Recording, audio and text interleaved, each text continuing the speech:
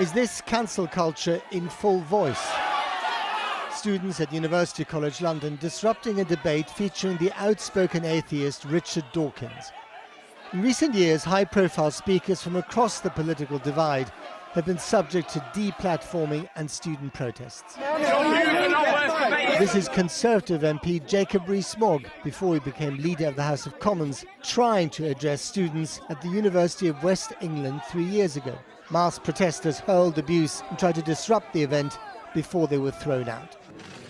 More recently, an appearance by Donald Trump's former chief strategist, Steve Bannon, at an Oxford University debate drew hundreds of student protesters.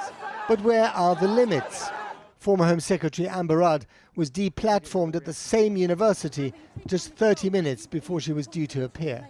And in December, Cambridge University stoked discontent with proposals to ensure differing views were treated respectfully, an approach derided as muddled by alumnus Stephen Fry.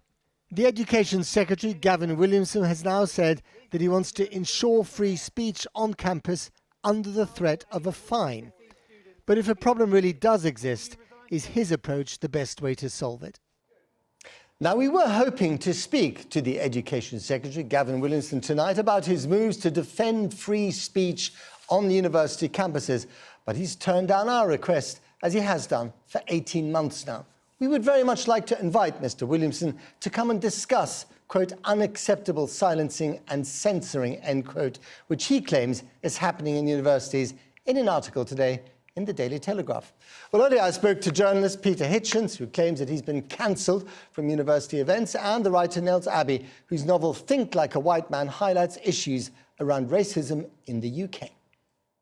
Peter Hitchens, you've been cancelled twice, if I'm correct, once by the University of Liverpool and once by Portsmouth University. So do you applaud what the government is trying to do today? Well, I don't applaud what the government's doing. First of all, I wasn't going to be cancelled by Liverpool. It's just I refused to undergo the interrogation and form filling that they demanded before I was allowed to speak, and in fact ended up speaking rather pleasingly in the open air on Hope Street between the two cathedrals. So I don't object to that particularly. It was a good demonstration of how freedom can be maintained. Portsmouth, yes, I was cancelled. I don't think that the government has any serious intention of doing anything about this at all. I don't think there's any instinct in this government for freedom of speech at all. But I think they know what plays well with parts of their core voter base, and they think this is a good thing to pursue. But I wouldn't trust them an inch with freedom of speech. Nels Abbey, do you agree with Peter Hitchens on this one? Or not? Yeah, I do agree with that. I'm inclined to agree. I don't trust this government with freedom of speech. In fact, the concept of a freedom of speech regulator sounds like a comedic oxymoron that someone like myself would come up with. It doesn't make any sense. As Peter pointed out, it plays well to their core audience, which predominantly the government appears to be governing in the interest of older men who are wondering why their grandchildren are not as racist as they are. Do you still agree with Nels Abbey, Peter Hitchens?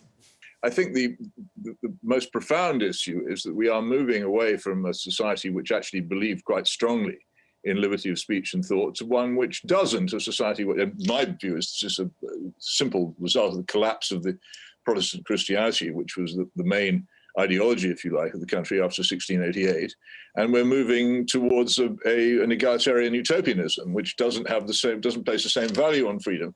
Judging from the expression on your face, Nels Abbey, I think we're finally getting a bit of traction between you and Peter Hitchens.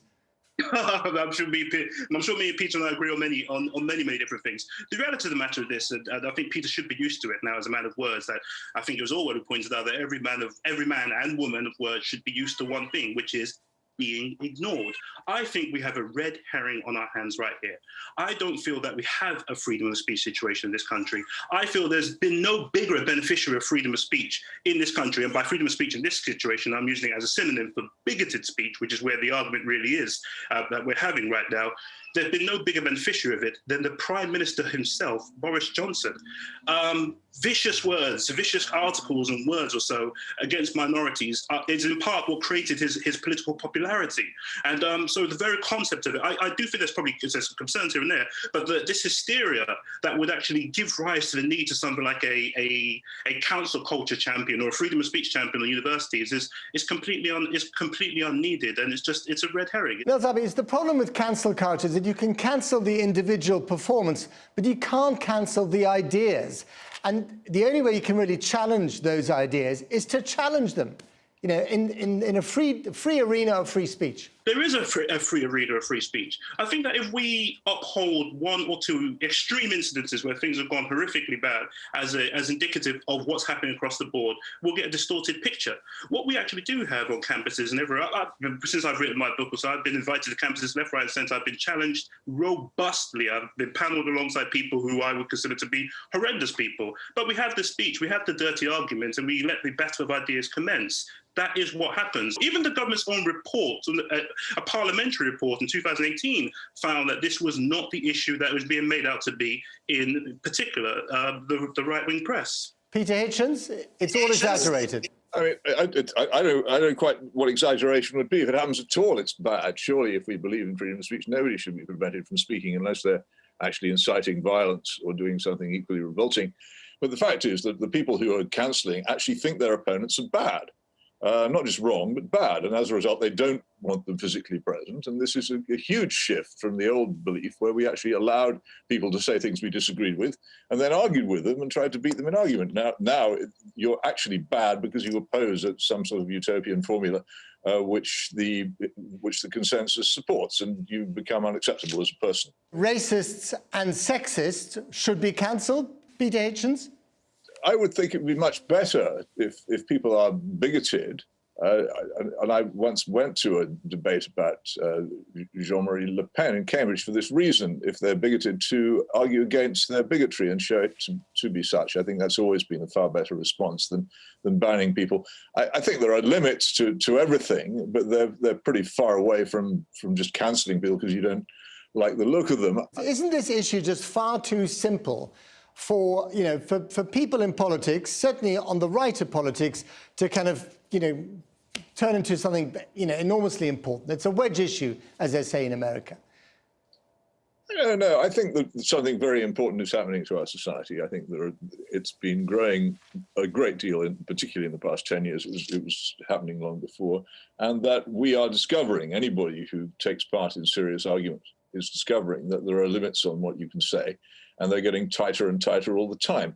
I find that frightening, having grown up in a society that was largely free and having lived in and visited a lot of societies which are not. I think the freedoms of speech, thought and assembly are absolutely crucial to the maintenance of civilization and to the prevention of tyranny. And if you let go of them, even when it's just a cloud no bigger than a man's hand, as you might say it was now, then you'll find it grows very rapidly into something else. I feel a strong sense, and have during the COVID era, a strong sense of a growing intolerance of any kind of dissent. And as I say, of a loathing of the people who express it, not just of the dissent itself, but of the people who express it, which seems to me to be the first steps towards totalitarianism, which we are now taking. Nels Abbey, just a final word from you. A question, actually. Why is the Labour Party not picking up this particular cause? It doesn't make much sense. It doesn't make much sense to me. I think Labour's chasing a vote that I don't think they're likely to actually get. I think Labour should be a lot more robust on a lot of issues, but in particular, as far as the culture war situation is concerned, I think Labour's probably accepted that they're not going to win it. It might be smart politics. It might be good for the Labour Party to keep their mouth shut about it, but it's bad for Britain. Going to leave it there. Peter Hitchens, Nels Abbey, thank you very much indeed. Thank you.